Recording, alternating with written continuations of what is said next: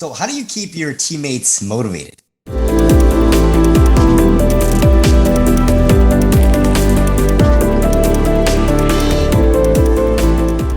I recently interviewed Jason Oppenheim from Netflix's Selling Sunset. So if you watch that show, you'll know exactly who he is. But basically, when I was interviewing him, I was asking him the same questions, right? And he was telling me that in order to keep your team motivated, you should first hire people that are already self-motivated. So that way, when you come in, it's just course correction or you're just kind of giving them a little push, right? Because you never want to hire people that are already not motivated to work with you because then the culture won't align, right? So always try to look for people who are already self-motivated. That's just going to help your role as a CEO make that so much easier, right? But there comes a time when people are just doing their daily things that they have to do. And, sometimes they're just not enjoying what they do at the company. So there's a few things that you can do to make sure that you keep them motivated and keep them enjoying working with you. So number one, what I recommend is you got to find something that fits exactly what they're looking for in the day-to-day, because most people have a good look on what they want to do in their day-to-day life. And, they just want to find a job that kind of tailors to their lifestyle and the way that they want to live. Right.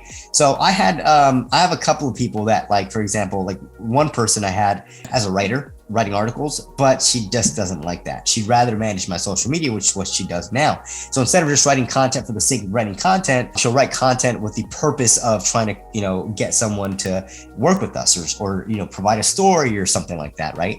Now, what that does is every single day, she now wakes up with some sort of intention of moving forward in that field.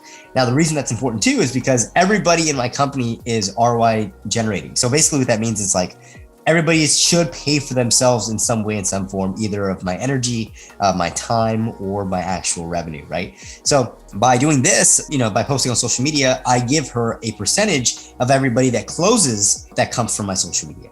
Why? Because now it gives her more of an incentive to want to close more deals and to want to provide a better story and to want to, post as much as possible and the whole shebang. So another thing is, like, for example, Dave, I have two video editors, but one of them I ended up hiring recently, and he loves video editing. So it's like if he had to work a job doing calls or something else, he just wouldn't love it, right? But here he gets things back immediately, like things that are due next week, he'll get them back due today. That's because he's always working on video, and that's just the things that he loves. And he gets to do creative stuff by doing my YouTube, by doing my Facebook, by doing my Instagram reels, my TikToks, and things like that. So it's not just one thing that he has to do all the time, and he crushes it, right? Because I found someone that fits exactly what I'm looking for in the job scorecard. Now, the job scorecard, if you're not familiar with what that is, I'll kind of give you an example. So it has a name, the vision for the role, what an A player looks like. So it's defined in that personal success, their KPIs they have to hit, and their responsibilities. So it's basically like an overview of what they have to do within the company. Now, the reason that's important is because you want to find somebody that would enjoy doing the responsibilities versus looking at it as a responsibility. Now, obviously, when you hire, people that, like I was telling you about Jason Oppenheim, when you find self-motivated people like Dave, the guy that does my video editing, they're going to be self-motivated to bring things in early, right? But things are going to happen in their life. And what you need to do when things happen in their life is help them out by giving them a little push or maybe giving them an assistant or things of that nature. For example, you want to be as helpful as possible. You as a leader are the servant of your team. That doesn't mean that your team is always right. That doesn't mean that your team should be lazy. It just means you need to be effective and helping them. So an example, salespeople usually, we have 3 salespeople right now. Salespeople on average do not like to track and do not like to do admin work. They like to speak, right? So when you have people that like to speak, they very rarely also like to do introverted things like data input, right? Like tracking how many calls they had, what their conversion rate is, and things like that. So what I do to combat that is I hire an executive assistant for all 3 that tracks their numbers for them, manages HubSpot so that way we know exactly where people are at, uploads all the videos, and it's their personal assistant. So if they need somebody to be rescheduled, that assistant will make sure that happens so they can just focus on the call, the one-on-one call. And if they need items sent to that client or to that prospect, boom, the executive assistant will send all the information and will make sure to keep track of those items. So you want to be able to give your team as much help as possible and not just kind of bogging them down into, labor type work that they don't necessarily like to do, right? Now, it differs for everybody. For example, I have a guy named Paul. He's my head of operations. For him, I was having him do something client work related, basically documenting information, and he did not do good.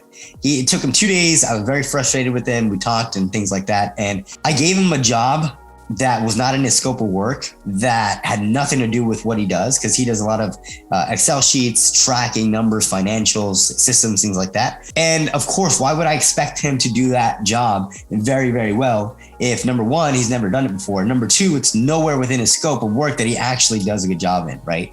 So you want to keep people in their zone of genius, and you, as a leader of the team, have a zone of genius. And what it should be is delegation and or content creation or vision or things of that sort. But you should never be doing the day-to-day, every single day of what the business needs. And then another thing is keeping everybody ROI generating. So making sure they get a piece of the pie if it came from them. So I have, the executive assistant I was telling you about also does email outreach, also does reschedules. So anytime that somebody closes from a reschedule or the email outreach that he does, he also gets a percentage. He also gets a commission up for that, not just a sales rep. Why? Because that makes it where, yes, it's his responsibility, but he also gets rewarded for doing the responsibility, right? Same thing with our client managers. If somebody upsells, right? If somebody extends their contract longer, they get a percentage of that because they delivered such an exceptional service to the client, even though it's their responsibility, but that they're going to get rewarded for that, right? So it's like, you do your normal job, and because you do your normal job, you're also getting paid to do your normal job good. And that's the differentiator, right? So even my marketing guys, they get paid not to just bring in leads, but every time they get paid to bring in leads and when a salesperson closes them. So it's like, I want to bring in more leads so I can close more deals that way, right? So that's important. And same thing with the financials guy, right? If he can keep my number below a certain percentage, boom, bonus, right? So you want to be able to incentivize people for doing a good job already. All right, good. How else do you keep your team members motivated? Now, I do daily huddles with the team. That means I do daily meetings every day. Now, sometimes I'll miss, obviously, and then I do 1 hour long meetings for, the specific days. You want to make sure you keep those because you keep the culture alive like that. If you don't do meetings or team, get-togethers or things like that, it's very hard to get the team members to always be constantly producing because they feel like they don't have to answer to anybody. And what you want to do is make sure that on the day-to-day, every single day when you're doing your daily huddles, that you go over what happened yesterday, what's going to happen today, what's going to happen tomorrow. And then are they hitting the weekly goals? Are they hitting the monthly goals? Now, when you do that, you're doing daily accountability, even if it's 15 minutes, right? Now, the reason that's important is because if you don't have that, then it's like, oh, he's not going to check up on us anyways. Why would I have to do it, right? So making sure that you communicate daily with your team is very, very crucial. Now, some people don't need a communication. Some people I don't have communication with at all in my team, and they prefer it that way. And because they hit the KPIs all the time. So why would I need to talk to them? But something that's not necessarily so KPI oriented, but more results oriented or experience oriented, it's just so much better. So to have, these daily conversations with your team. So I hope you enjoyed this video. These are just a brief, of what you can do to keep your team motivated, but I hope you enjoyed it. This is what I do in my company, and this is what gets me results.